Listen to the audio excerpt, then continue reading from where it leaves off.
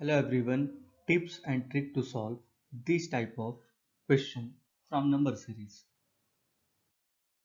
Your question is 61, 52, 63, 94 and 46.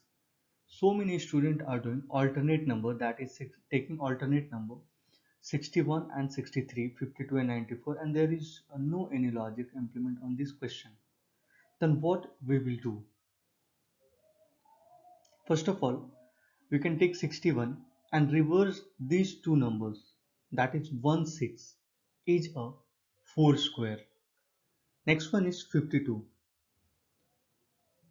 It's become a 25 and is a square of 5 and so on.